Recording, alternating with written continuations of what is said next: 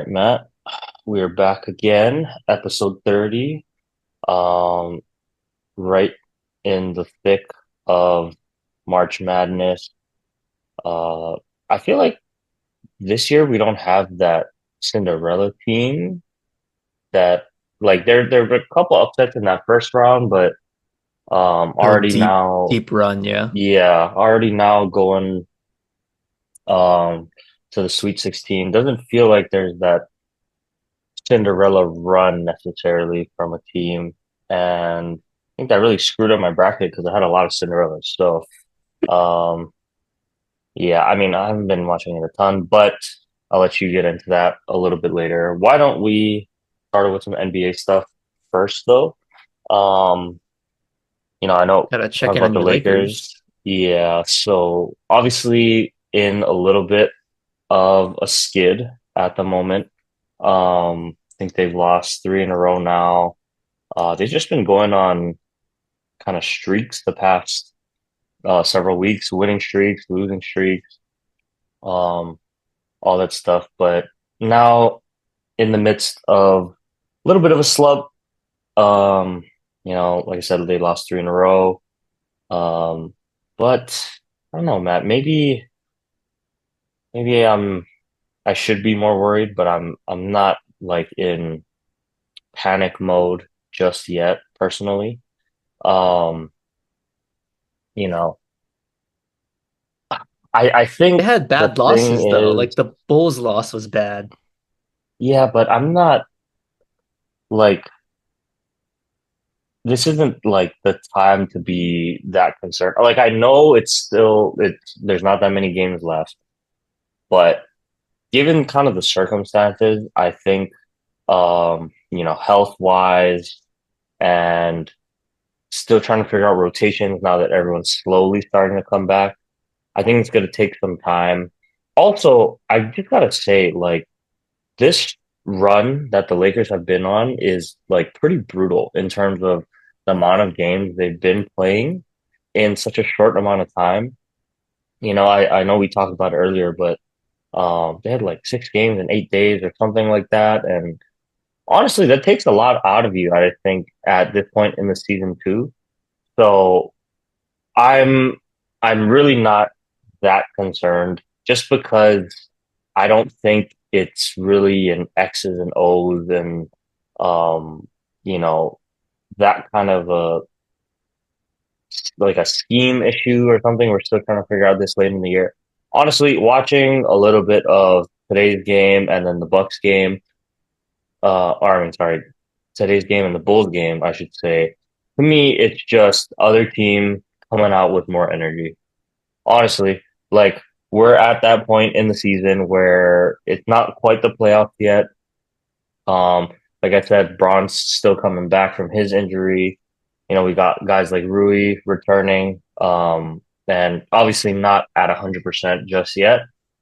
So yeah, I know it looks bad, and they're gonna slip in the standings. But like I said, really, as long as we avoid the play-in, like you're gonna have to play the tough teams anyway.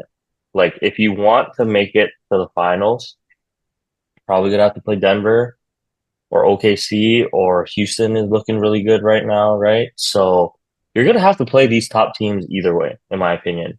And I think it helps that in basketball versus like the NFL, home field advantage or home court advantage, I should say it matters, but it's not like you're never gonna get to play at home throughout the series, right? Like if you can steal one on the road, like those other three home games are gonna be huge. So I'm not as concerned with like obviously I would like to have home court advantage throughout the playoffs as much as possible. But like I kind of said and have been saying the past several weeks, my thing is about health, like getting guys healthy and ready to go at 100% during the playoffs. Um, Now that everyone's kind of coming back, like I said, we can play a lot of guys. I really think we can play about 10 guys deep. We saw that now. They cut Cam Reddish, right? They cut Alex Len, kind of cleared up space. For sure, it's a Jordan Goodwin spot, right? Um, and then from there, is it going to be Jameson? Is it going to be Koloko?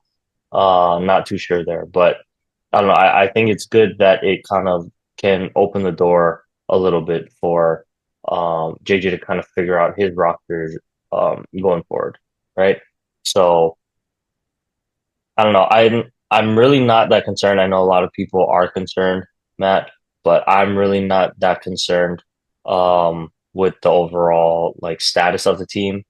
Before I get too much into the other stuff, one thing I wanted to bring up, and I don't really know what's been going on, but like Dalton Connect hasn't been playing after he played a ton while everyone was out. So I don't know if that's now getting him rest or something happened, off the court or in practice time where kind of lost some of the trust from JJ. I'm really not too sure what it was exactly. Um, I don't want to look into it and speculate too much just yet, It's not rest. but I don't think it's rest. I don't The know rookie. what exactly Yeah, it fresh is. legs. Yeah, but he's one of the 10, until 11 guys that I think should be getting minutes and can be, in the rotation. So kind of an odd situation there, right? But yeah, I think it's going to take some time to adjust because now Rui's coming off the bench, right? His knee isn't at 100%. It sounds like it's probably not going to be, 100% the rest of the year, but it's good enough to play on. But obviously, it sucks because he was playing so well, shooting at such a high clip before he got injured. Now, kind of, getting back into the flow of things, getting used to his new role in the offense, obviously with Luca, right? So I that's why I'm not hitting like the panic button just yet, right? Like what I've been saying all year, I trust JJ Redick, I trust LeBron, and honestly, I trust Luca for them to figure it out. And for the rest of these guys who have proven to be unselfish like throughout the whole year. Austin Reeves, who, like I said, one of the best third options, could be a potential number two option on a lot of really good teams. Um, so, this team is unselfish, and I think they have the right culture, they have the right fit. I think it's just about guys, getting rest, healing up when they can, taking care of their bodies, and really locking in. I'm looking at, that 5 or 6 games before the playoff start. Like, if we can get things clicking, around like, I know there's a big series that is kind of at the end of the year. I think it's they They come got up and they OKC play twice, right? Houston. Yeah, so they play Houston and OKC. So 1, 2, 3, 4. Okay, so I'll say by they have this East Coast road trip that they're on, and even if they struggle, like honestly, even if they lose out, um, obviously that would suck because they're gonna fall a lot in the standings. But I really think if they can just avoid the play-in, which I mean, knock on wood, sounds like they're on pace to do. I'm really not too worried about how this team is going to do. I think you give them these next few games to kind of figure things out, and then that hopefully that Memphis, Houston, and Golden State series, we kind of lock in and realize, oh my gosh, it's like that last stretch of the year, time to lock in. And like I said, you could kind of tell watching today's game, the Bulls game, like guys just a little flat, honestly.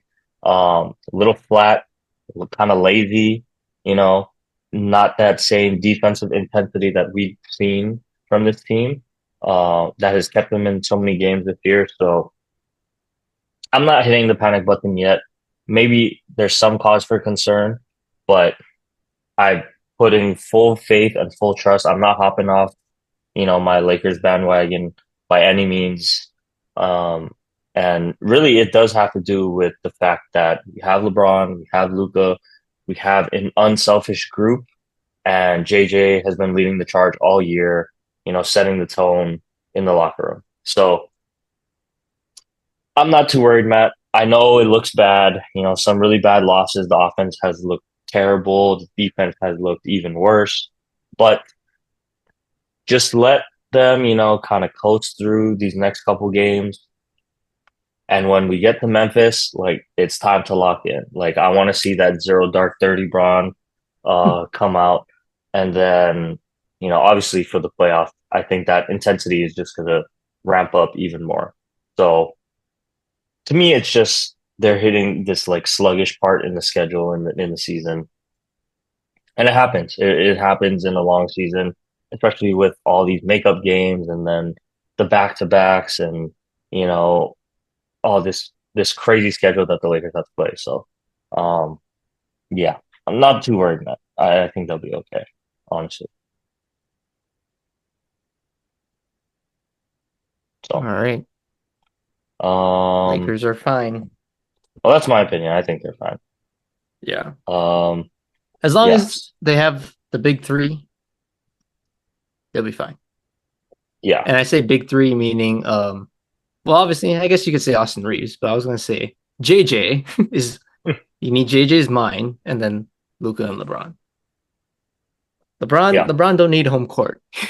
He's shown in That's his what I'm saying, and career that's what I'm saying. home Like, court does not matter for LeBron James. But if you keep him off his feet as much as possible, that's where it kind of helps him get that extra gear. Or when it does get into this game six, game seven, he has the juice to get it over the top. So, exactly, and that's what I'm saying. Like, if do you think he was injured? Do you think he was actually injured? Like injured? Was that I like think the so. rest period? No, no, I think he was hurt for sure. Because he wouldn't. I don't think they would sit him just um for rest for that long, honestly. But like I was saying that like I will gladly sacrifice two, maybe even three positions in the standings if that means a healthier Braun or like you said, a game six, a game seven in a playoff series, right? Like if I had to trade a little bit more juice in the legs for a couple positions in the standings, like yeah, I'm taking that any day. So that's why I'm not too concerned just yet. And the veteran group, with veteran leadership, I should say. And I mean, LeBron is as veteran as you're going to get. Dude is the oldest guy in the league playing at the caliber he's playing at, right? So not concerned just yet. Think if we check back in next week, and they lose four straight, yeah, I'll be a little concerned. But we'll check back in next week. So Okay. hopefully nothing too bad there. Um, but yeah. Anyway, Matt, that's all I got for the Lakers. We will talk about all the teams basketball wise once we kind of get into the playoffs or, down the stretch here, but we'll keep it on the Lakers for now. Um, switching over to March Madness though, the NCAA tournament, we got some, like I said, nothing too crazy on the men's side, but some late news that came in tonight. Unfortunately, really just sad news now. It was confirmed JuJu Watkins for USC torn ACL, so she will be out requiring surgery. Um, yeah, just brutal, Matt. For her. I mean, obviously, you could argue she's one of, if not the best player in college basketball right now. We got a lot of stars in the tournament, but that's why I was saying almost, um, the women's, I feel like I know more women's players, honestly, like than the men's because they've been around for a while now, right? They're the face of their team and they can play. And Juju, obviously, the year she had last year, coming back for vengeance in this tournament. She's been having another really great year, and now for her to go down in the second round, she's gonna miss time, obviously, probably next year. Who knows what that recovery process is like? Because now, this is almost like the worst time for you to have an I injury know. like this, right? I mean, we saw it similar to what Odell had in the Super Bowl, right? That was kind of that last gasp of his prime that we saw in that Rams Super Bowl. And then he missed the whole year and hasn't really gotten back on track since then, you know. So it's just hard when it happens, an injury, like a season ending injury happens like this in the postseason, right? Where it's going to take a year to recover. Are they going to miss the whole year next year? Who knows? All these athletes now the timetables have sped up, but an ACL is no joke, right? Like you still gotta have, that's a long, grueling process. So hopefully, she's okay in the long run because the game needs her. Like she's one of the faces of the league, and the WNBA, I guarantee you, is praying that she comes back healthier and stronger than ever too, because I think they're relying on her as well, and because it's probably going to be Paige's year this year, but Juju was part of that next movement of players that can kind of do it all. So Well, hoping for a speedy recovery for her. I think for Paige and Juju, that's kind of like they're the two big name ladies in the tournament. Sad that we're not gonna potentially get to see the collision I know course anymore in the that would have Elite been Eight great. if they matched up, assuming the bracket went accordingly. But Paige had an injury. Paige Beckers came on as a freshman, was an absolute beast, and then she started getting the injury bug a little bit. Hmm. But she looks healthy and better than ever right now. So, and I think Yeah, she did tear her ACL, I was right, gonna her say I'm pretty sophomore sure year. she also tore her ACL that So, sophomore or junior year. So yep. So I think that should give USC fans and more importantly, Juju herself the confidence that, hey, like it might take a little bit, but a player of my caliber has come back stronger. So there's no reason to believe that she can't do the same if she just rehabs well and takes care of her body. I mean, she's already just so talented too. So I yeah, think I think she'll be fine in the long run.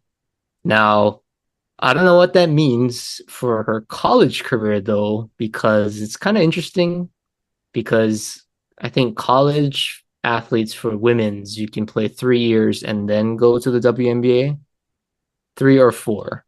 So she could possibly, if she really wanted to, take the next year off and then go pro. I think that's how it works. So I'm not saying she's done playing college basketball, but there is a path to that if she wants to just go to the NBA. But I don't know. I feel like with in a sense, Caitlin Clark kind of started it. I feel like where she easily could have went pro, but she came back for her senior year or her last year of eligibility, and then she has this historic year. Paige Beckers does the same thing now, so I don't know if there's kind of a trend now where these top tier, premium ladies are staying as much as they can in and college because the brand they're like building their brand too. So I was just about to say, it's like a Matt. win-win situation. It almost seems like now the NIL might pay you more. If you're Yeah, the WNBA. if you are one of the marquee athletes, right? Like Paige for sure, Juju for sure. It would have been her. I don't want to say her league, but essentially she's one of the top players, right? Um, and she has the brand, like you said, she's in commercials. She's doing national, media. So her name is already skyrocketed. And yeah, honestly, if I'm Juju, I'm coming back another year because I think you might make more money just like base Yeah. wise. Because like the WNBA salary is a joke. We've known this, right? So it's all about endorsements. But yeah, I think Juju probably would make, I would assume, more with an NIL deal or her NIL deals than she would maybe as a WNBA, full-time player or at least salary. I know. I don't know about how the endorsements are on that side, unless you're like Caitlin Clark or Angel Reese, right? Those are probably the two most marketable WNBA players. But anyway, I was saying, yeah, at least if I'm Juju, I'd consider staying, as long as I could get right. Um, and yeah, come back better than ever. Because like you said, Matt, college is kind of where we've built the brand of these, potential WNBA superstars, right? Caitlin Clark obviously took over college basketball last year, and it was a sight to behold, right? So she carried that momentum all the way into the WNBA. Angel Reese, kind of similar situation, she really blew up in college.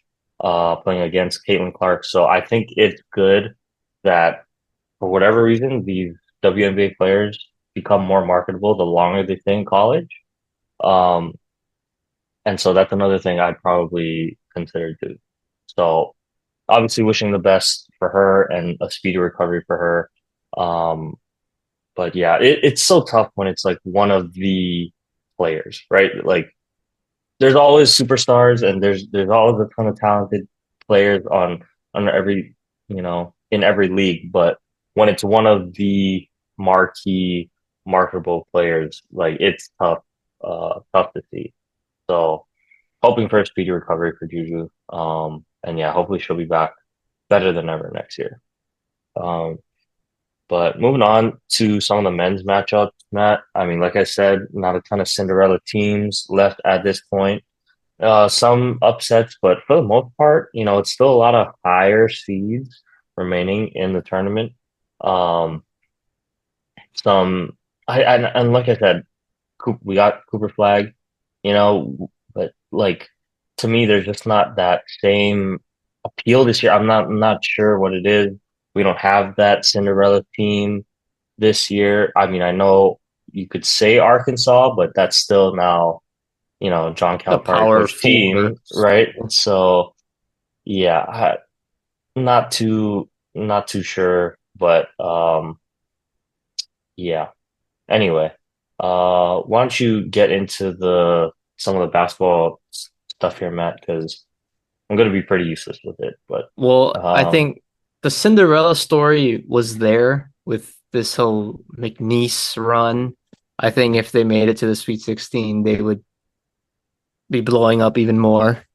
Uh, Kind of crazy. How I guess a manager of a team gets shout out NIL Amir Khan, deals. So man. shout out Amir Khan. I mean, he's leaving McNeese. He's entering the portal. He's going to NC State following his coach. So didn't even know you could do that, honestly. Yeah, didn't know you could do that either. So that's like Hayato entering the portal as the UP basketball manager, and he goes to like Gonzaga or something. So didn't even know you could do that. So kind of insane. But outside of them and Colorado State, that was kind of it. UC San Diego, I thought they were going to be a Cinderella team. They I were so told you, close. They no were so faith. close. They had it. They had it. And they just couldn't get a freaking rebound at the end of the game for their life. That was it. I mean, they just couldn't get a rebound. They wasted so much time just because Michigan had three chances at the end, and then 20 seconds left, they down three, and it's like they're so gassed that they're like taking their time up the court, letting the clock drain, and they have to take a contested three at the end. But it's like, man, they literally ran out of gas. Um, St. John's Final Four team that I picked out in the round of 32 to Arkansas. So I was watching that game. That was disgusting. That was a hard game to watch because both teams kind of look like us playing basketball, where it's like you just can't make a shot to save their life. I mean, it's just a very gritty, scrappy game. But some of the worst offense you could probably see from really both sides. I know St. John's, their best player, RJ Lewis, Big East player of the year this year, got benched by Rick Pitino. I think he Jesus. shot like 3 for 16 or 3 for 17. Like some of the shots he was taking, you knew he was struggling. It's like, boy, you're actually like hurting your team right now by shooting. Mm, And it's not to say like don't shoot. It's just don't force your way to trying to get back into this game. Like drive the basketball and get to the free throw line. It's one thing. St. John's is not a good free throw shooting team either. So another reason why they lost. But yeah, it was just kind of I guess disappointing to say. These big, regular season accolade players, just kind of almost coming up short at the wrong time. Uh, I said it last week with the Rainbow Wahine or 2 weeks ago.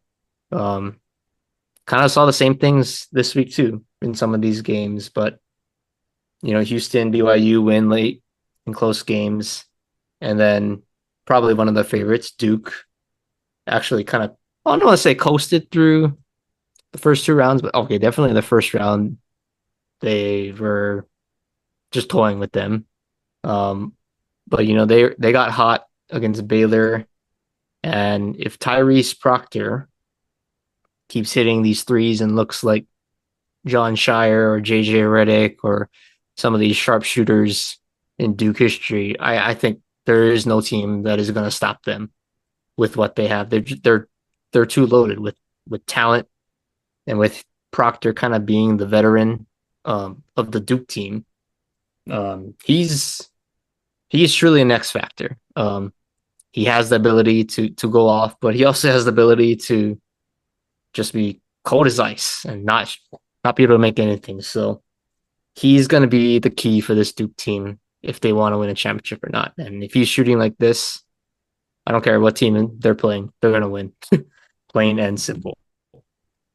Oregon, I tend to cheer for Oregon. Didn't really pay attention to this team too much, but they kind of blew it to Arizona. They couldn't make free throws. You end up losing by 3. So, story of the game, man. Sometimes you just got to do the fundamentals. Yep. Take care of the basketball, make your free throws. It's kind of just how it goes sometimes, especially in these tournaments and big games. You just can't beat yourself. But man, this March Madness, I'm still kind of I watch because it's March Madness and it always gets exciting, but there's been one buzzer beater so far. I feel like always there's like 3 or 4 that are just like, holy cow, how did that happen? But Mm-hmm. I'm just waiting for that Yeah, that the March is like marquee shot. lacking some madness this year so far, you know? Like The it's Cinderella isn't there. The buzzer no beaters aren't there. Cinderella, yeah, no crazy like comebacks in the last Maybe minute or it's a build-up, Maybe I they're hope saving so. it for the I Elite hope Eight and the so. Final Four. I hope so. Yeah, but it's crazy that now, like you said, man, we're on to the Sweet 16 and we only have one team in that's, ranked outside of, I guess, in double digits, right? So Arkansas at the 10. But other than that, it's a lot. All They're the not one a seeds they're are not a still in traditional there. 10 seed. Like Yeah, and that too. they're Um, a good 10 seed.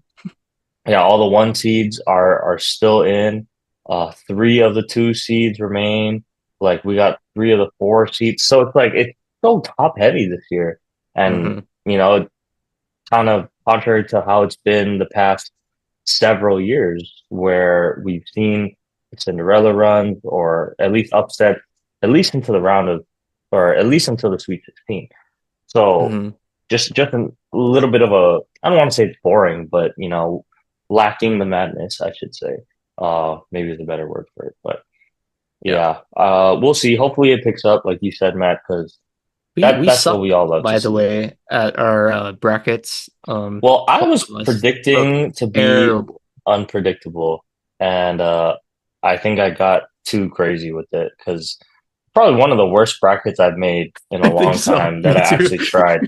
Uh, but like you try to factor in the unpredictability and the wild, who's going to be the wild card. You kind of have to, you're almost guessing, You're right? Because guessing, yeah. you assume there's going to be a Cinderella team.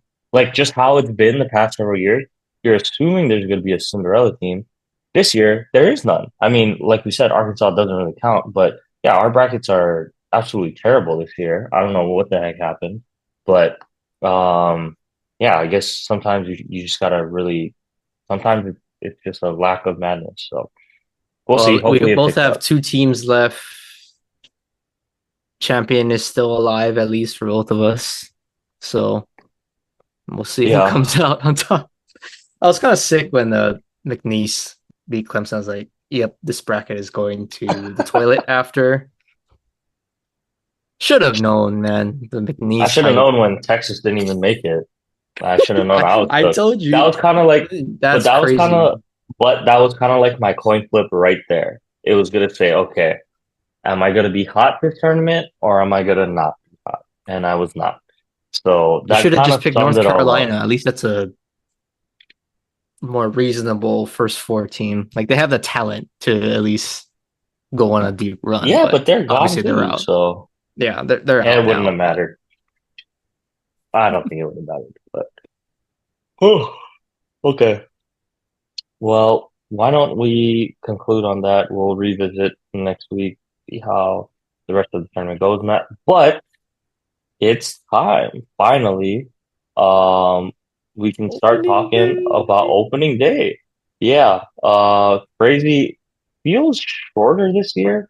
Maybe because both of our Yeah, because you teams made guys it all won. the way to the end. Well, yeah, we won, but your team, to your credit, made it all the way to the World Series. So, we each had the longest possible season last year.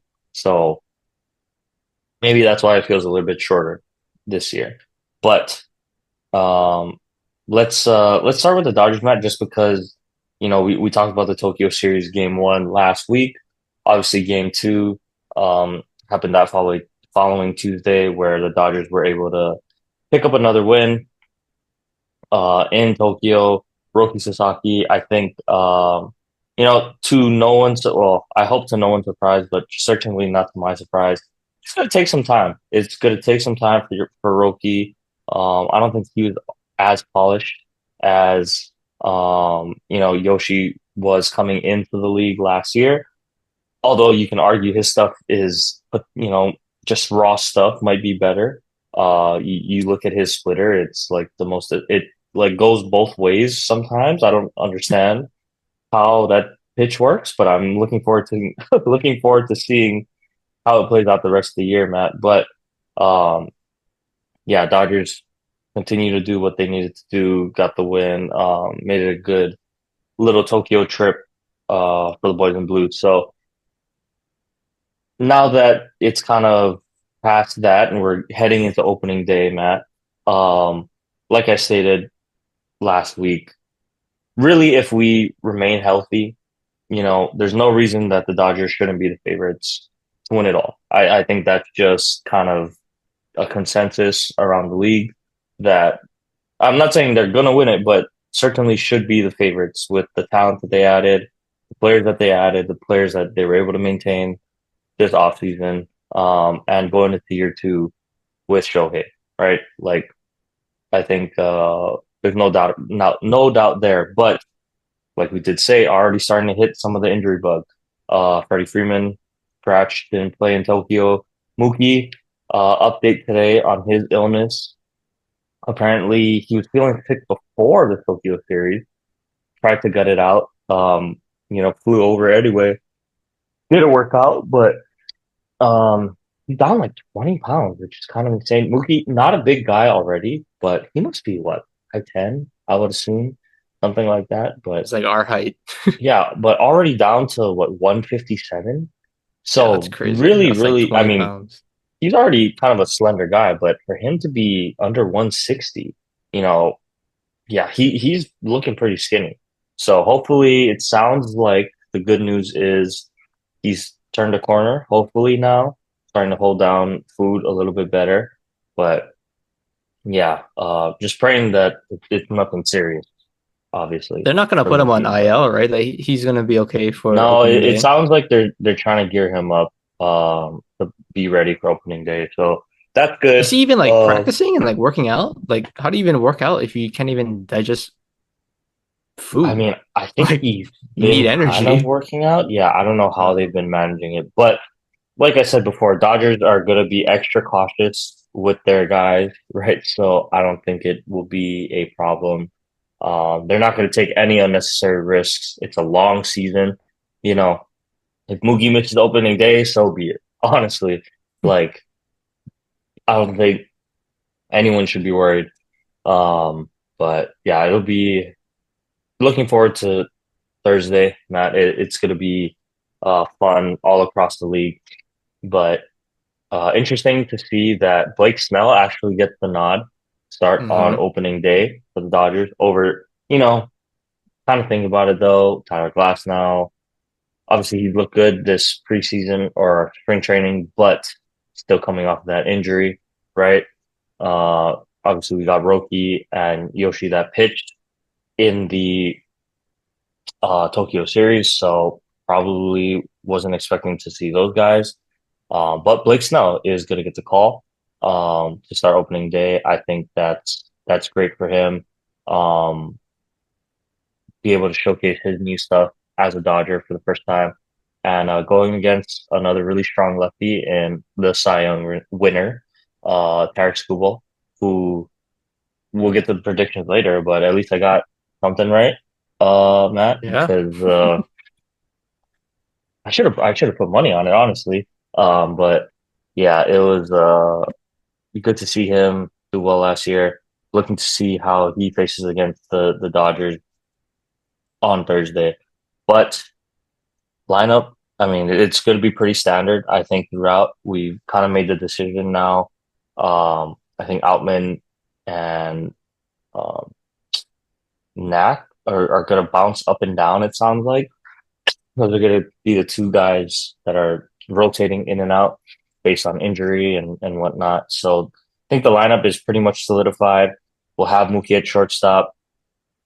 Sounds like we'll have Tommy Edman probably playing second base, Muncy at third. We got Freddie, and then you can go any mix of Conforto, Teoscar. Um, we got Pajes now, and then Kike and Chris Taylor, all in rotation throughout the outfield. Um, and then obviously we got Will Smith and um, shoot, I'm blanking on his name, but Austin Barnes and the other what's the other younger catcher's name? Blanking now. Um, anyway, not yeah, Cartega, right? Oh, he's the rushing. no, No, no, it's not rushing. There's someone else, and it doesn't matter. But positions are pretty much solidified. We know how it's going to shake out. Um, I mean, this offense is built pretty well from top to bottom. I wouldn't even say it's the strongest 1 through 9, but it's definitely one of the best lineups in baseball for sure. And then I've been harping on it all off season, but I can't get over this starting rotation and this bullpen that Andrew Friedman was able to put together. Um, last year it was kind of the hitting that carried us through the postseason, carried us through most of the regular season. Maybe it's going to be a flip this year. I think it's going to be a strong starting pitching unit and a strong bullpen that's really going to do a lot of legwork for this team throughout the year. So looking forward to it, Matt. So happy that we have Spectrum here in Hawaii because I'll probably watch more Dodgers games this year than I have in the past several regular seasons combined. Just because every day it's a new guy, it's a new ace on the mound that you can watch pitch. So looking forward to it. Already going into the season 2-0 is already pretty nice. So we'll see how everything shakes out, Matt. But yeah, looking forward to a yeah, good you're Dodger season. lucky. You're Um, lucky that you don't have to pay for MLB TV. yeah, Dodgers, Angels. Who else? Don't Padres have a channel too on Spectrum? I I think think so, Padres have but a I channel. think the I Dodgers know are the main Dodgers and ones, but Angels. yeah, yeah, Yeah, those are the main two. not So fair. I gotta spend yeah, really lucky. $120 on a MLB TV package. Yeah. Well, at least it will allow you to watch your Yankees, Matt. How are we feeling now that opening day is right around the corner? We know the injuries that have hit you guys, unfortunately, throughout the offseason, but I think there's still a lot of optimism going around New York. How are we feeling with kind of the opening day lineup solidified now? We know who is your starter for opening day? I would assume it's Rodon, Starting but pitcher is Rodon. okay. They're So that's going what I was assuming. Rodon, Freed, and Stroman. And then Okay. Will Warren is our four. And then Carlos Carrasco is our number five. Okay. He did well in spring training, but he's old. I'm just saying he's old. So I don't know how long he's gonna be in there because Clark Schmidt is on the IL. So obviously, once he comes back, somebody's getting kicked out, whether it's Stroman, Warren, or Carrasco. So kind of like whoever does the worst, hmm you're out of there, you know. So yeah, it's not a good feeling because we could have had Garrett Cole, we could have had Max Fried in day two, Rodon as a day three. Like, yeah, give me that. And Luis Heel, day four, hmm as a AL Rookie of the Year winner. Like, yeah, that's it's not bad. And then obviously Clark Schmidt as a five, like honestly, I'll take that any day. So it was looking good, and then the injury bugs hit us. But right now, it's not a good rotation at all. Um, so we're gonna have to check back in and kind of see how this team does a little bit. But regardless, come the trade deadline, this better not be the same five guys in the rotation. And then like Clark Schmidt better be in there. But I'm saying like other than Rodon, Freed, and Clark Schmidt, that's the only three guys that should be locks to be in the rotation. There should be one or two guys that come from another team that fill in as a top end starter. Like there's no way you can seriously call yourself a World Series contender without going out and getting somebody. Because what I learned is with this Garrett Cole injury, there's like this insurance thing that kicks in with him being injured. So like you basically get like $27 million like Mm. back in return for this year. So you can use that however you want. Why not, even if it's a rental? Like, why not go get somebody? Go check Dylan Cease. Go check Sandy Alcantara. Like, see what the market is like. I mean, I don't think they're gonna go splurge on a multi-year guy. Like, I just don't see it because Heel's coming back, hopefully, and then Hmm. Cole comes back next year. So you have the pieces.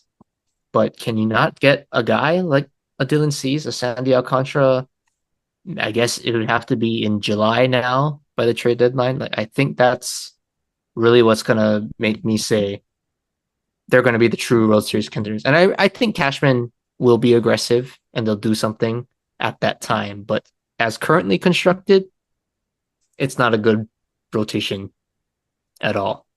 But the lineup is pretty set. I feel like I mean Austin Wells is catching. I really hope he has a breakout year. I really do think he's going to do well. Kind of crazy that he's going to be leading off for the Yankees. So he's turning into Kyle Schwarber, I guess. Um, and then obviously you got Goldschmidt at first, Jazz at second, like that, and then Volpe at short. Third base is kind of we don't know yet, but I'm gonna assume it's gonna be Oswaldo Cabrera or a platoon with Peraza to start. Still think that needs to be somebody else or a D. Well, I don't want to say DJ, but he's hurt. But we need to address that. Probably going to be at the deadline. I would assume maybe the Cardinals will lower the price for Nolan Arenado or something. But that's not a strong position. We need to address that. The outfield looks pretty good. Not gonna lie. You got Belly in second, center. I think he's gonna do great. He looks great in pinstripes. I gotta say, it's like some people just match like Juan Soto. Juan Soto just looks great in pinstripes. Bellinger looks the same. He just has that aura with him. Like he matches New York, I think, and he's played in a big market before, so there's no reason to think that he I can't know handle the that. pressure or hearing scrutiny every now and then. Because I mean, what better place to do that than New York and the Dodgers, right? The two biggest markets, you could say, one on each coast. Judge is back and right, so I like the defense. Left field is where it gets a little tricky because Jason Dominguez, the bat, I think he's gonna do pretty well this year. In fact, I think he's gonna do very well A lot of hope offensively. for him. The glove looks terrible, but Yeah, that's the problem. So I don't know if he's the answer in left field to say. He is a natural center fielder, and I'm just saying if it's not working out, I really hope they have a plan B because we can't just sit him in left and he just continues to struggle. There has to be at least mhm. some kind of improvement over time. Um, At least it's not not as even. bad as Altuve out there. I'll say that. See, I don't even understand what he's doing out there. I don't know. Honestly, it just Uh, makes no sense. But whatever, it's the Astros. I don't care. They can do whatever they yeah, want. yeah. But there has to be a plan B. I think maybe through April we kind of just see how it is. But if he's struggling, but if his bat is producing, I mean, obviously you got to find a way to keep that in the lineup. So maybe him and Bellinger switch. Like he's a natural center fielder. Maybe he's just more comfortable there.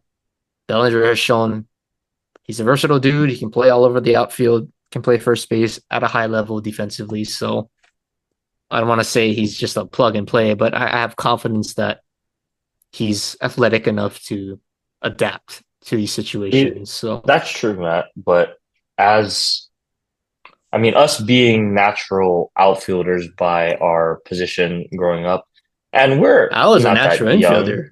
I'm Okay, well, converted. okay, Converted. well, I'm also kind of a utility guy growing up, but very comfortable in the outfield. I just gotta say, and I'm not that young anymore. So, like, Or we're 26 or going to as be 27. as We're in the prime right as now. as like a guy that plays a lot of center field, you kind of should be, in my opinion, able to play the other positions. Like Yep. honestly, like I'm sorry, I know there's some specific difficulties that come with playing left field in Yankee Stadium, right? I don't know if it's something with the stadium, right? Like in the back or whatever it is, right? But honestly, at the major league level, if you are able to play center field, which in my opinion is probably the hardest one out of the three, just because the reads you need to make, you need to go left to right, um, cover the gaps, know how to. You really positioning is more crucial than anything. But I mean, if you can play center field, you should be able to play left or right. That's just how I Uh, feel. That's just how I feel. I'm not a major league player by any means, but it's not like some I people haven't pick played the up the game. ball differently though. Like I agree with this. Like I pick up the ball better from center. I think it's easier to see, just in my opinion. So maybe Dominguez is in the same boat. Like maybe he'll see the ball better in center field off the bat because he's missing like routine plays for like college guys should be making these plays in the outfield. Like you're a MLB player, top prospect in baseball. Like you should be able to make routine catches. I don't we don't need Jason Dominguez to be a gold glover out there. Like that's not what we're asking. Mm, Just make the routine plays. And he's not doing that right now. So, what if he does that in a critical game and it's in the yeah. eighth or ninth inning, we lose a game. And then obviously, it's April. Oh, nobody cares about April. Well, you go down, September time and you're fighting for playoff positioning or seeding. It's those one or two games where it's like, man, if I just caught this fly ball, we would be the one seed or we would be in the wild card position versus sitting at home on a couch watching TV. It's like Hmm. these little things matter. So I'm a little worried out there, not gonna lie. They better have something like a plan B and a plan C. Um, Especially if he's swinging a hot bat. But I think he's gonna swing a hot bat. I really do think his bat is he's a major league bat, trust me. But I don't know. This Yankees team, it's just like they have the World Series potential, but they also have the ability to like crash and burn. Like the Dodgers, it's like they have the World Series potential, but their floor is like if it goes to like the shitter, it's like well they'll at least win the division and make the playoffs, and maybe they'll lose in the divisional. I don't know. Like that's like the floor floor. The Yankees, it's like they can win the World Series. They're that good, but they're also that bad where they could be like crawling to get into the wild card or maybe missing the playoffs. Like there's really like a huge gap. So it's looking like that right now, but like I said, I expect Brian Cashman to be aggressive and make changes because this roster right now is not ready to compete in October. I will say that. Maybe we can survive a little bit, but we need to be better both sides of the ball. Um, but with that being said, speaking of both sides of the ball, Mr. Aaron Judge is going to be really important this year. Hmm. Obviously with Soto gone, we're going to need him to, be that 2022 kind of dude. I'm not saying he has to hit 63 home runs a game or a year, but just to be a consistent presence in the lineup. And that just means stay healthy because Mm. we've seen if Aaron Judge stays healthy, he's going to hit. He's that good. But if he's in and out of the lineup, we're in trouble. And we saw that in 2023. It was so bad we missed the playoffs. Now, granted, this team is a little better than that and a little deeper, but I need him to be healthy and to be able to kind of rekindle that 2022 magic because Juan Soto being in that lineup in front of you is gonna help you out kind of a lot. If you can't come through, that guy in front of you probably already did. So kind of falls on him, but I have no doubt in my mind that he can do that. Um, he still has a sour taste. I still have a sour taste of Aaron Judge from the last time I've seen him play meaningful baseball. Um, and there really is only one way for him to kind of erase that script for me. He has to go win it. Got to go win the ship. He says all the right things, but as we've seen in recent years now, your buddy buddy system is not working out. The guys that you consider your friends, kind of the reasons why like this team struggles at times. It's like those dudes that you validate are the guys that are not producing. So I need you to be the captain, not everybody's best friend. There's a difference. Like you Yep, need to be I think the that's leader of fair. this team. You don't need to be everybody's friend, but you got to lead this team and you got to hold everybody accountable the same way, whether they're your friends or not. Um, I'm not saying be a dick, but there's a difference I between, sometimes, man, sometimes that you gotta do what captains gotta do, man. Like, yeah. look And at I MJ. look at MJ, but look at a guy who was a Yankee captain before you. Derek Jeter was, that's why he's respected in Yankee Land. He's not a dick, but it's like he was all about You don't winning. gotta be your friend either. Yeah, like I'm not, you don't gotta go hang out with them after the game, but I mean, I would hope, or at least cordial enough to have conversations at work. But, like I need to see a different Aaron Judge in that aspect, but I need that old 2022 Aaron Judge on the field to be back. Um, but there's a lot of guys, man. And Volpe, I need to see him be consistent for this year. Dominguez needs to be a bright spot. I hope Bellinger and Goldschmidt can find the fountain of youth. Like Oh, they look Cody's good not in that old, so yeah, but MVP Cody, he was something mm, special. oh MVP yeah. You Goldie, don't need to something tell me. special. So I don't know. I think there's a lot of flair. Like I like Jazz, in the sense of his swagger. Sometimes his hitting can be a little questionable, I think. You know, kind of a black hole sometimes with his swing. I think you can get him out on certain pitches. Um, Change up away, fastball high sometimes you can get him. So there's a lot of holes, but at the end of the day, it was a long rant. We're good enough to get back to the dance. And I just get there. Just get there and we'll just see what happens because we got Devin Williams too in the back end. So, we can make this game shorter.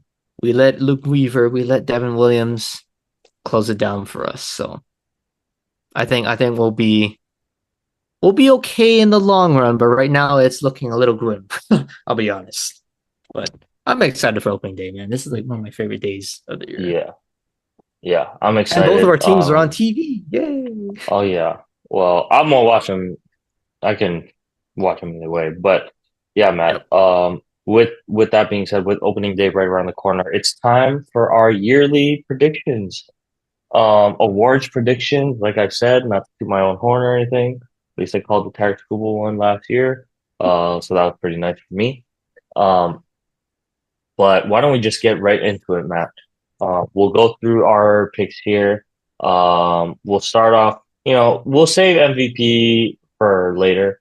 So I want to start off with, we'll work our way up. We'll build up in excitement.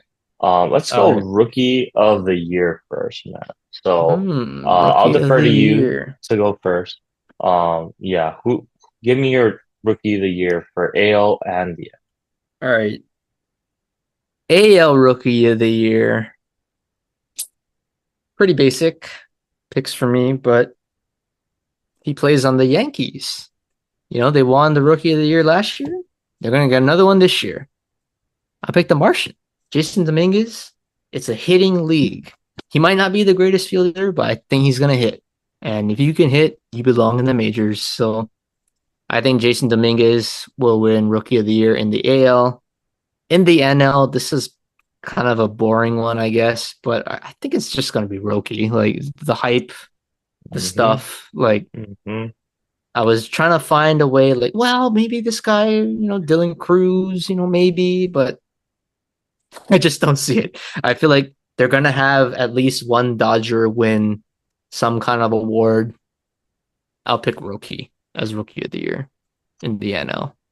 Okay. Yeah, Matt, definitely share the rookie sentiment. You All know, right, nothing to be shocker. said. Yeah, there.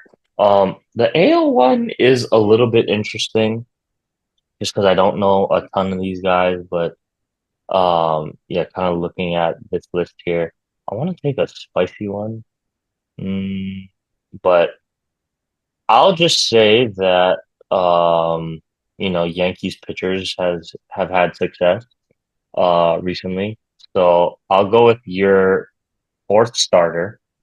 I Will know nothing Ward? about him, Wow. but I'll go with Will Warren.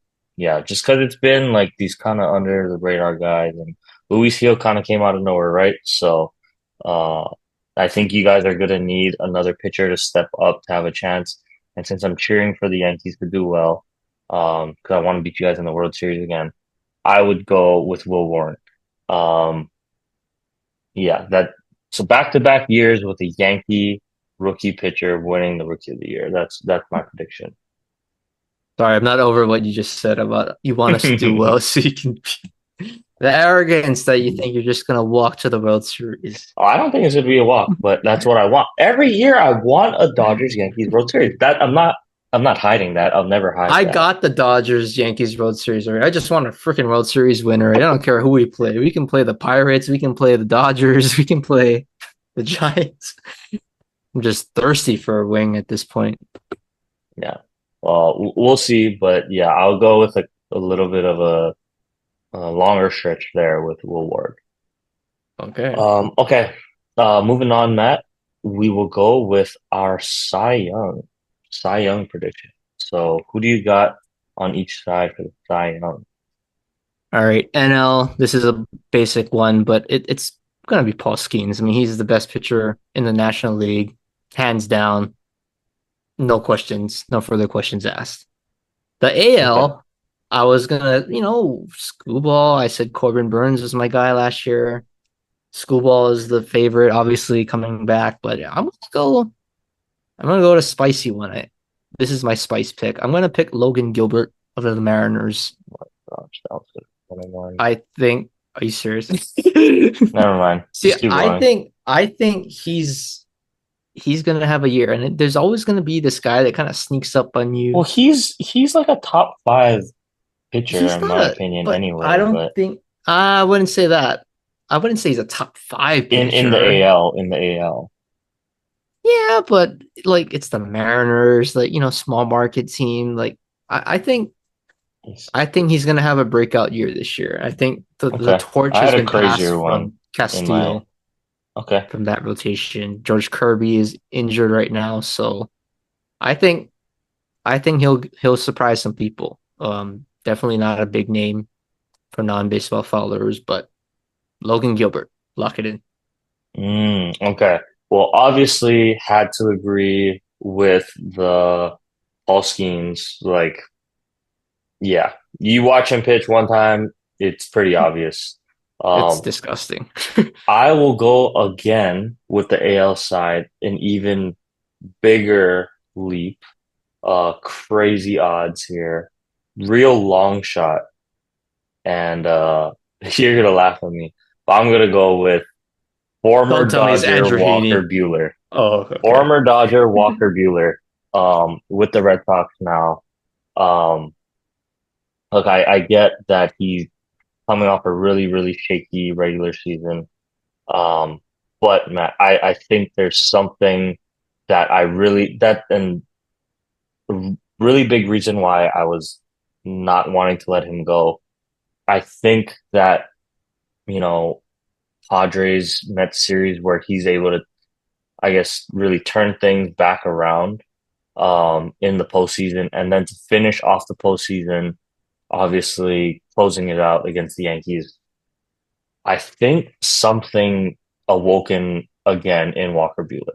Like for as bad as he looked last season, for him to turn it on and now on a 1 year prove it deal, like we all the players said it before. There's one guy you want on the mound in the postseason. Who is it in that moment? And the majority of the guys all said Walker Buehler. So I think he's back. I think Butane is going to be back. And honestly, I think he's going to take the AL by storm. And I think we're going to see shades of that old Walker who could just put you away with his stuff, mixed in with a guy who's pitching more than just, relying solely on his stuff to get out. So a little bit of a long shot there, but I think this It is the is a long resurgence of shot. Walker Buehler. I think that it's the Yeah. I hope you're resurgence. wrong, though. I hope you are completely wrong. Yeah, that's fair. Um, okay. Well, why don't we start getting into the juicier ones, Matt? MVP. Who do we got? MVP. I think the NL's pretty easy, but See, I'm not gonna pick not gonna pick Shohei. Not gonna pick Shohei. I'm gonna pick a guy who was on my team last year, who is now in the National League. Juancho. Juan Soto will win MVP. I mean, like, come on. Like it can't be Shohei wins 10 MVPs in a row. Like we all know he he's that he good. definitely will, and Yeah, I think he 10 will. MVPs in a row. Could. Hmm. I don't know. I think they're gonna give it to Roki. Let's just give it to one Dodger. I think there's gonna be something about that. Um, but I really do think Juan Soto is gonna have a good year with the Mets. Um, he easily could have won it last year, in my opinion, but he was just overshadowed by a guy on his team. Now he's the guy on the team. Yeah, you could say Lindor, but I don't think Lindor is gonna put up like crazy, crazy statistical numbers. Like he's just a ball player. Um, but I think Soto's gonna do well in New York. So I got him winning MVP in the National League. I think in the AL though, I want to say Judge, but I really think Bobby Witt Jr. is gonna win this year. Complete player, five-tool player. Um, he can literally do it all. And I really got to watch him intensely when they played each other. The Yankees played the Royals in the playoffs. He didn't have a great season, but you could just feel like when he comes up to bat, like he's just a threat. Like you feel like, oh my god, can we just please don't let him on? Please don't let him on base. Like he's a threat. So I think he's gonna have an awesome year. I would even say he's gonna win the batting title. Like he's just Yeah, that that's good of a fair. player. So give me Bobby Witt and Juan Soto as my MVPs. Yeah. Well, Yours, pretty standard Shohei, for yeah. me. Yeah. I mean, obviously, Shohei coming off the year he had last year, you add the pitching mix to that later this year. Yeah. I'm gonna go ahead and lock in Shohei. And funny because I was between two guys. I was kind of between Bobby Witt and Gunnar Henderson, but I'm leaning more towards Bobby Witt. Just because the five tools, man, like the speed he Yeah. has, um, he can play the field, puts the ball in play, and can hit for power. Like he really does do it all. So yeah, I was gonna go with Bobby Witt, who gave Aaron Judge a run for his money last year, but I think he'll take another leap this year. So I'll take Bobby Witt as well. Okay. Well, with that being said, Matt, why don't we get to now our World Series predictions? So, are we predicting the Dodgers Yankees again? I don't know. What do you got? No. I mean, okay, come on. Like I'm gonna pick the Yankees. I just said we're not a World Series team right now. we're not. But come July, I really hope we are. And I think Brian Cashman is gonna make those moves. Go get Nolan Arenado. Go get Sandy Alcantara. Go get Dylan Cease. Hmm. Why not both? I don't know. We'll see. Maybe they'll go just rogue at some point. Um, just say F it. Let's go for it.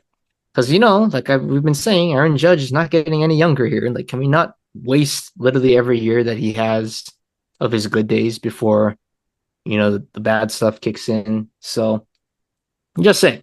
But I think the Yankees will get out of the AL, and it's really like I just don't know what the AL is yet. Like the NL seems much more loaded at the top. The AL is wide open, which is good for the Yankees because we're obviously not as talented on paper as teams like the Dodgers, or you could say the Braves or the Phillies or the Padres, but the AL is a different beast. If it's a Central team, the Yankees have no problem with the Central. The Orioles, I don't know yet. I mean, that's just 2 years in a row they flamed out in the playoffs. Like, I need to see it before I can actually believe them and put stock into it. Because I think I picked them last year to get to the World Series.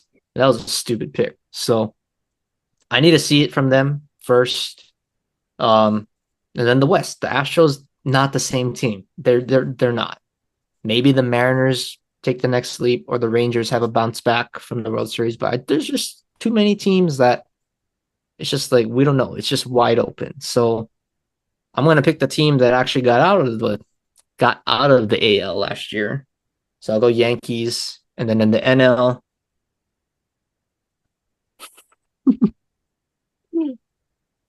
not gonna pick the Dodgers. I'm Okay, gonna fine. pick the, I'm gonna pick the Philadelphia Phillies.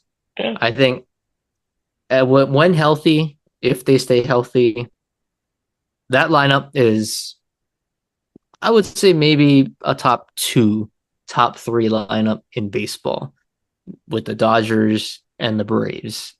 And there's something about the Braves. I really want to pick them. Like, they're just so good, but I don't know. They just lose something in the postseason outside of that one year they won the World Series. But I think the Phillies, when healthy, they can beat anybody. They can beat the Dodgers, and I think they will beat the Dodgers this year if they match up. Because I was saying last year, that was the series I wanted to see, was the Phillies and the Dodgers. That would have been a Mm. 7-game series, a bloodbath for whoever got out of that one alive. So I'll say the Phillies get to the World Series, and I'll say Yankees in seven. Ooh, calling the games already in March. He's in I love seven. it. Okay. On the Well, flip 7 games side, is a safe pick. I'm gonna go with the Dodgers, obviously. Mm-hmm. Um, and was thinking about this one. I think it's the law of the Astros, Matt. Um, where they just somehow make it. Oh boy. Um, give me the Astros and give us the revenge. That's what I want. So Dodgers, Astros, World Series. Um, What, sweep 7 games? no, in six. All Dodgers right. in six against Houston, but let's win at home and boo them off and just everything. I want it all. So Uh, that'll be my prediction. that would be a horrible World Series to watch for me. So I don't know. I don't know if I really want that. Yeah. Well, do you have time? Do you want to do your grid thing, Matt? I'm not sure if you want to do it. Yeah, we got time.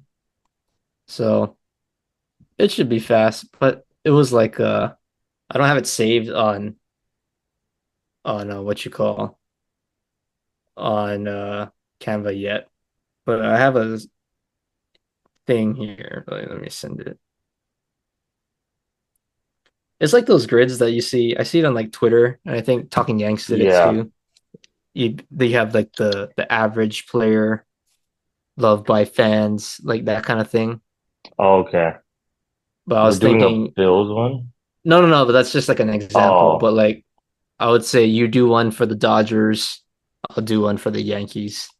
So what? Great player, loved by fans. Fans are divided, hated by fans. Yeah, Hmm. Okay. Ooh.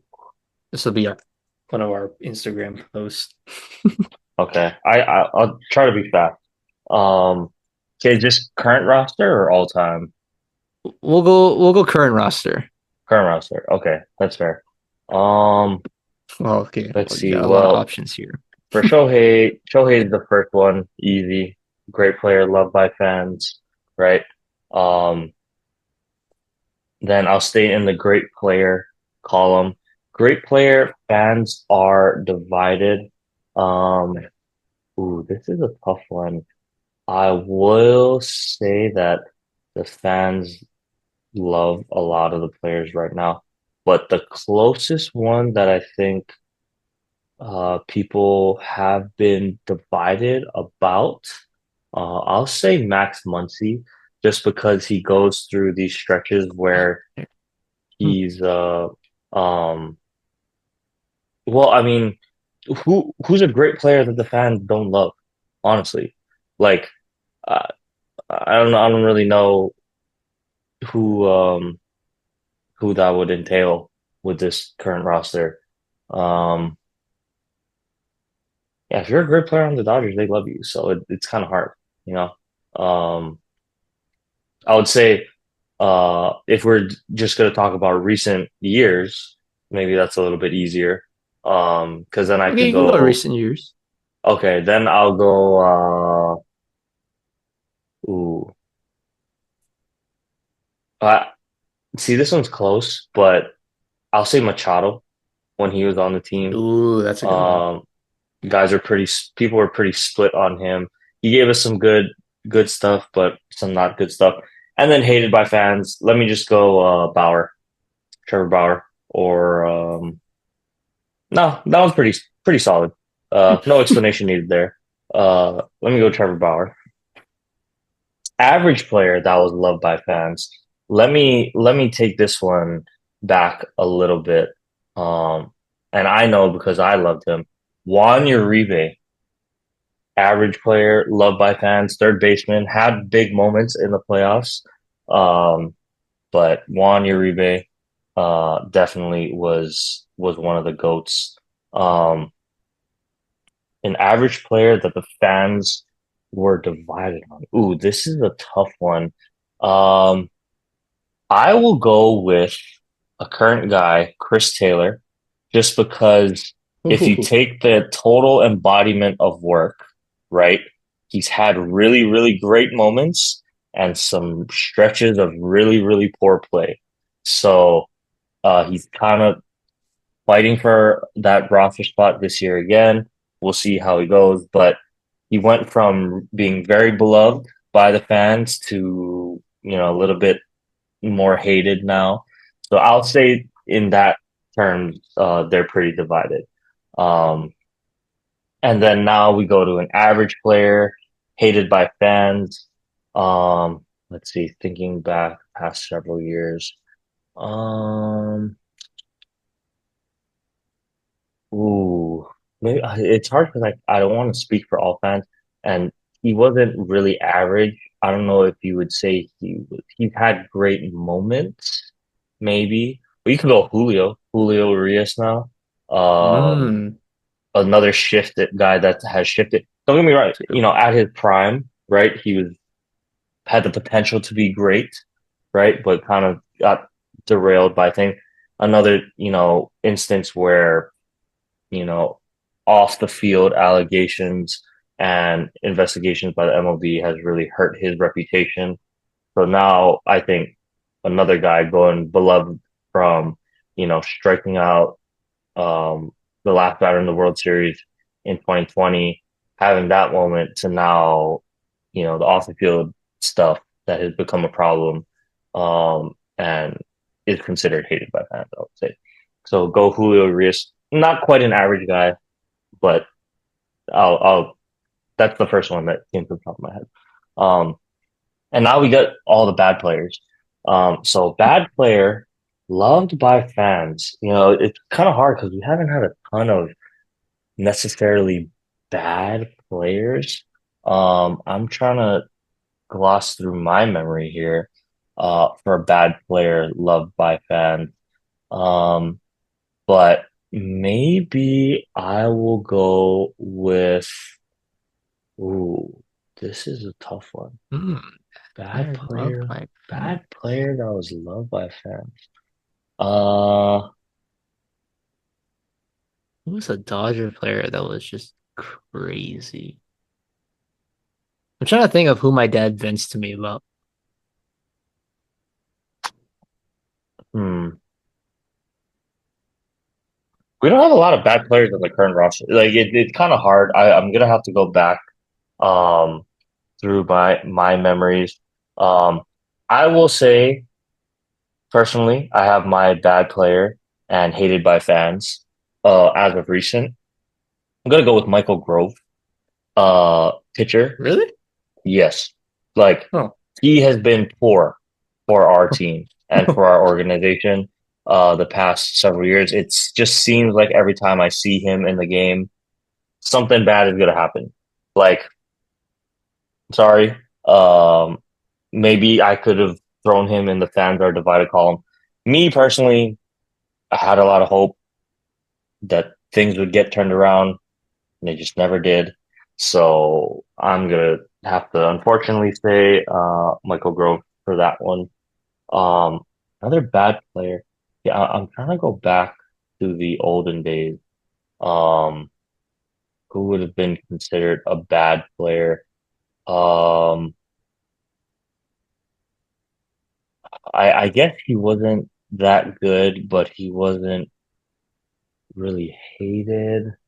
Um, what about Rojas? I mean, he can't hit for beans, but he can field. that's a good one. I wouldn't say he's a bad player though. Like he had a really good bounce back year last year. Um, I'll just keep it short. The first guy that kind of popped into my head was shoot, what was his name? Um, I don't know if you would consider him a bad player, but let's go with late Jerry Hairston Jr. because he's a commentator. Uh, when he was on the Dodgers, it was up and down. So I don't know why that's such a random pull for me, but last year Jerry Hairston, where he was not a very good player. What did I'll Jerry go with that. Hairston play with? Yeah, it was the ending of his career essentially. Um, he was his first year was okay, I think. But yeah, his last year was pretty bad. So, All right, um, and then a bad 2013. player beloved by fans. I have a name in mind. I can't remember his name, Matt. Oh shoot, what was his name? Um, it wasn't. Hold on, I need to look this guy up really fast. I think he was on the 20. He must have been on the 2011 squad. Oh, I got it. Um, 2011. That's like yeah, Kemp era. yeah. His name was It's like a who was Belisario or something. Jamie Carroll. Jamie Carroll. Yep. Um, Older guy. Because he never could hit for power. Um, but I don't know if he was beloved by all fans, but I thought, he was pretty solid. Like he did his job, got stuff done for us. Um, he was an old dude when he was playing for us. Actually, I can't even say he was a bad player because now I'm looking at his stats. He hit 290 for the squad. So like, dang, now I can't even really say that. Um, but yeah, 20, because those are really the peak Dodgers watching years for me. Like after school, after middle school, coming Yeah, home. it's like 2010s Um, and no. yeah. So shoot, I can't even say they were bad players. Um,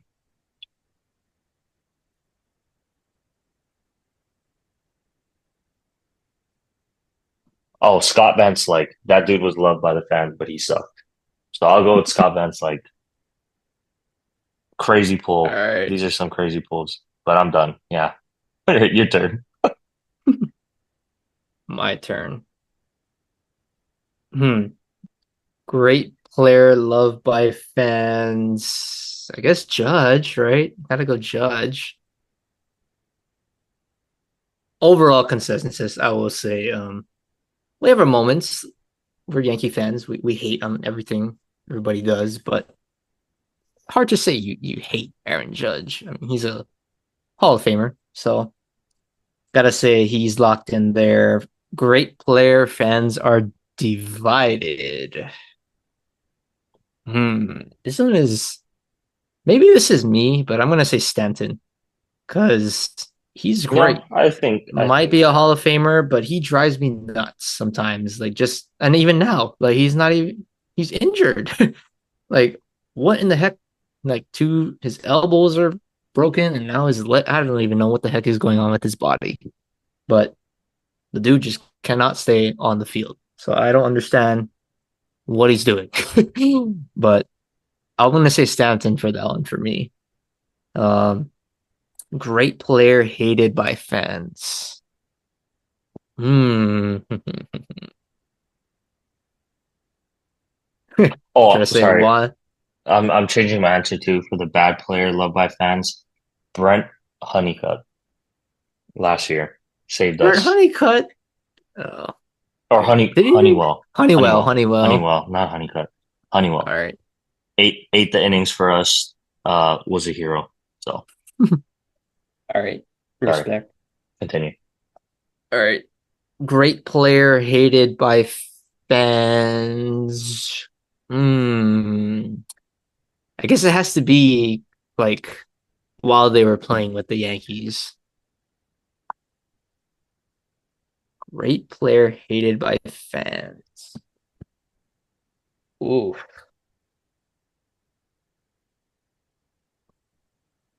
Hmm. There's a lot of these guys. Great player hated by fans. I got number one. It doesn't have to be a current guy. Yeah, I know. But I'm trying to think, can they like it has to be like they were playing with the Yankees. Like it's not like they Yeah. left the Yankees. No, Okay. I got a name in my mind for sure.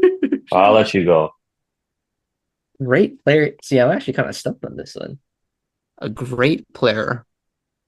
See, okay. I guess he had a great career overall, but his Yankee tenure was terrible. It's got to be Ellsbury off the top of my head. Jacoby Ellsbury. He's a What? good player. A-Rod. Oh, I love A-Rod. I love A-Rod. Okay, but he's hated by fans. He wasn't hated by fans. No, After if the anything, steroids, he was hated by fans. no, if anything, A-Rod is the great player. Fans are divided. Okay, okay. Ellsbury, yeah, he A-Rod had a tough time. Ellsbury as a Yankee was great coming in, but oh my God, he was bad. He was bad with the Yankees. Average player loved by fans. Oh, there's a lot of these guys. Yeah, there is a lot of these guys. Average player. I'm trying to keep it as current as possible. Average player loved by fan. I'm gonna go. I'm gonna go Didi Gregorius. Mm, I think Didi, he was like solid. he was solid. Like filling in for Jeter is not easy. So he handled it just about as well as anybody could. Um, I'll say Didi. Didi was a fan favorite. They loved him. Average player fans are divided. Mm. I got a good one for you for this one. Who are you thinking? The Hawaii boy. I wasn't even gonna no.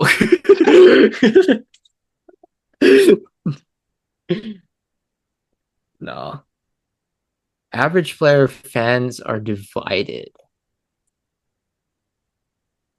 Ooh.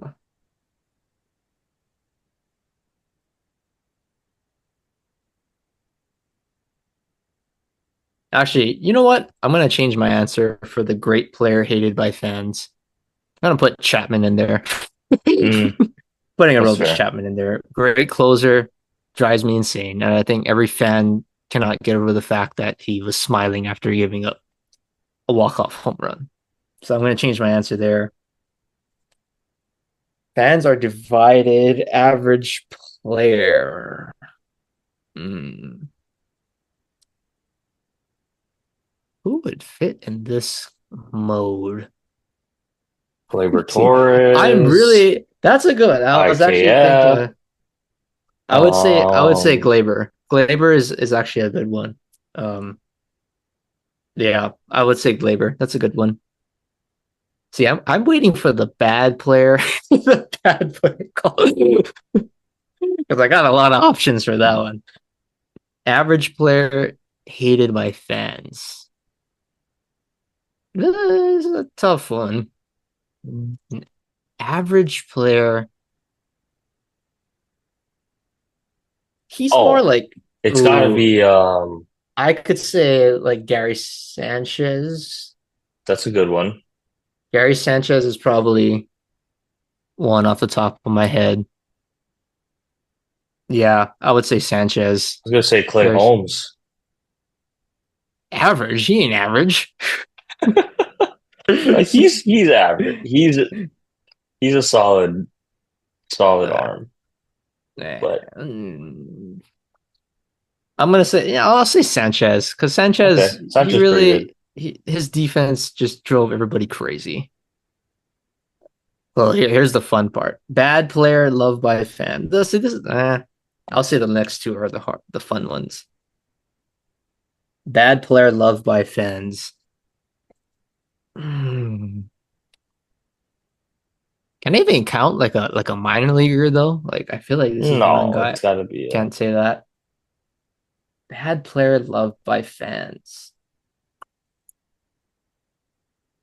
Bad player, wow, a loved. lot of bad players that the Yankees fans would love. Bad player. Hmm.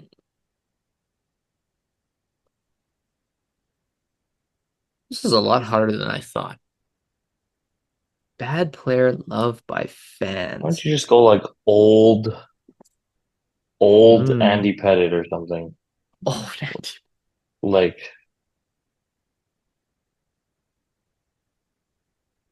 I'll go. Nah, I'm gonna go. No, he doesn't fit. Ben Rice. Ben Rice is a good one.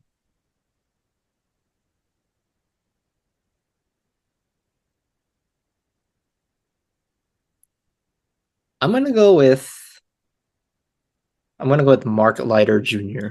Mm, Mark Leiter Jr. His playoff run, no name guy, but he had some of the craziest outs in pressure situations. Actually, hmm. nah, he's pretty good. I would say Tim Hill, but Tim Hill, he ain't no bad player. Mark Leiter Jr. I'll go Mark Leiter Jr. Okay. No? Or would you Yeah. classify Tim Hill as a bad player? No, there's not a lot of bad players playing. Bad player. Bad player fans are divided. Ooh.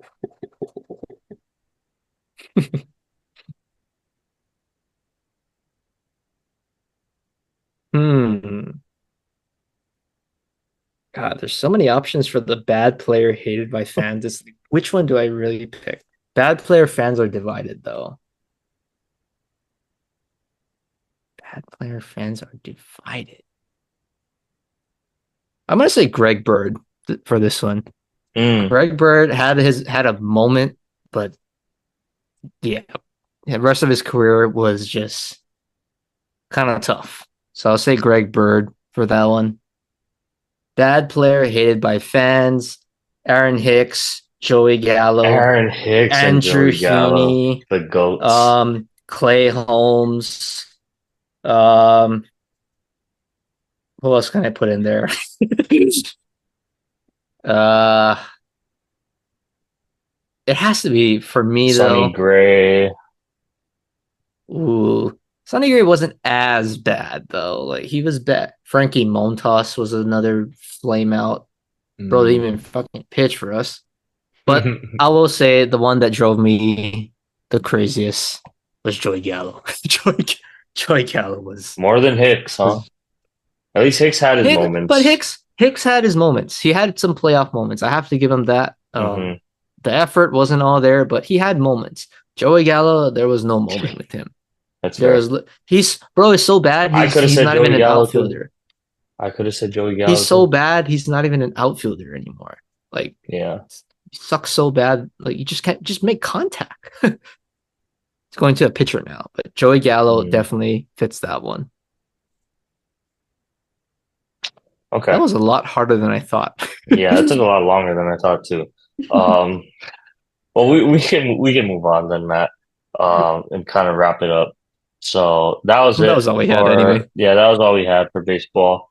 We can look to start to wrap things up here, Matt. So we'll go on with our quick hitters. Why don't you start us off with our coveted Jerry Jones Award? Ooh, it's got to be the Hawaii basketball program for the men's team because we just announced today that Iran Ganot's coming back for his last year. That's crazy. And I just literally have no words to say, like, That's kind of how in the insane. heck is that justified at this point after what just happened? So, gonna keep it short, but that is just ridiculous. Okay. Well, my fan tribute, Matt, I'm gonna shout out a Hawaii baseball player who had a good game. We call him our Shohei, but Itsuki Takamoto. Itsuki. Dude, 7 innings, two earned, goes 1 for 2, 2 RBIs. Yeah, I'd say that's pretty worthy of a fan tribute right there. Yeah, Obviously, he doesn't have the stuff. He doesn't have the same power that Shohei has, but he's been consistent as a pitcher this year. I think he's hitting above 300 something as well on the year. So, I mean, hey, to be doing that at any level, right, is pretty impressive. And yeah, hopefully they won a few minutes they ago, walked actually. off. Walked off again. What is that? What are we at now? Like six or I don't know. I lost something track because ridiculous. there's so There, many yeah, walk-offs. so many walk-offs. It's been kind of ridiculous. Hopefully the boys can keep it going. But tomorrow Manoa Magic on a Monday night, always good to see there. But yeah, Tuki Takamoto is my fan tribute this week, Matt. All right, that's a good one. And last but not least, sports fact: we are recording on March 24th, and we'll go back to 2019, where at the time, two-time American League MVP Mike Trout signed at the time the biggest contract in sports history. 12 Looking like a years, steal right now 426 million. Well, I don't know if you for would say Prime Trout. steal. For For Prime Prime Trout at Trout, that time, yes. But right now, just needs brother just needs to stay on the field to make it yeah, worth I it. agree. So please, Mike, just stay on the field, man. Your baseball is a lot better when you're healthy. I'm just gonna Yeah, say that. He's a good dude, but I don't know why he just wants to stay in Anaheim and let his career go to waste. But yes, it's his choice. yep. He can Okay. always come to New York and play left field. Yeah, that's not happening. Um, but okay, Matt. Well, that was a good pod. We'll wrap it up for now, and yeah, I'll have more stuff to talk about next week as basketball kind of picks up here. So yeah, thanks guys. Look forward to opening day this Thursday. Hope everyone is able to catch some of the games. But yeah, thank you for listening again. Thanks for watching all the support as usual. Stay safe, and we will see you guys next week.